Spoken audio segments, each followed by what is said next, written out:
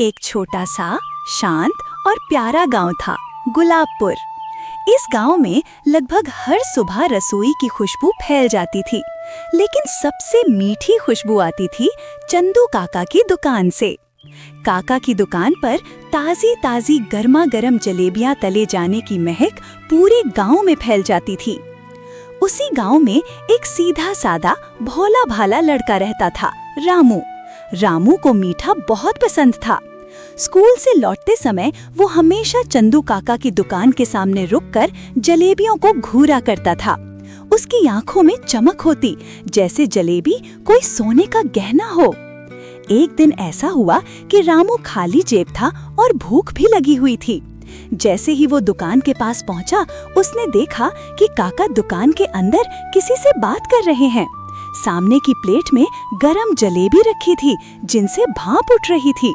रामू की नजर जलेबी पर टिक गई और उसके मन में एक गलत ख्याल आया, अगर मैं एक जलेबी उठा लूं तो क्या फर्क पड़ेगा।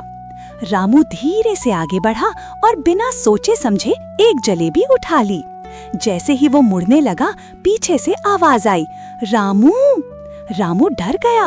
वो पलट कर देखता है, काका मुस्कुरा रहे थे।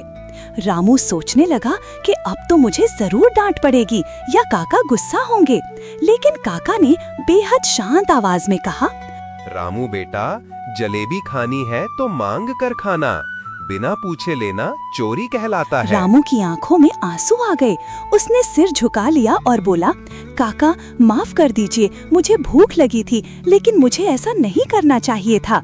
काका ने उसके सर पर हाथ फेरा और बोले, गलती हर किसी से होती है, लेकिन असली बात है उसे सुधारना। अगर तू चाहे तो थोड़ी देर दुकान में मेरी मदद कर दे, फिर मैं तुझे जलेबी खिलाऊंगा। रामू की आंखों में चमक लौट आई। उसने तुरंत दुकान साफ करने की पेशकश की। उसने झाड़ू लगाया, बर्तन धोए, काउंटर पोंछा और ग्राहकों को पानी कराया। लोग उसे देखकर मुस्कुरा रहे थे। काका उसे बड़े प्यार से देखते रहे। शाम होने पर उन्होंने ताजी, कुरकुरी और रस से भरी जलेबी का बड़ा सा कोन उसे थमाया। रामू हैरानी से बोला, काका ये क्या? काका हंसे, ये तेरी मेहनत की मिठास है बेटा। मेहनत से कमाया हुआ मीठा ही सबसे सच्चा मीठा होता है। रामू ने जलेबी खाई तो उसे लगा जैसे पहली बार किसी चीज का असली स्वाद मिला हो। वो बहुत खुश हुआ और मन ही मन उसने वादा किया कि वो कभी भी किसी चीज को बिना पूछे नहीं लेगा। अगले दिन से रामू रोज स्कूल जाते समय काका को नमस्ते करता और कभी कभी थोड़ी मदद भी कर देता। गांव के लोग भी रामू की अच्छाई की बात करने लगे। मॉरल या सीख, हमेशा अनुमति लेकर ही कुछ लें। मेहनत से मिली चीज ही सबसे मीठी होती है।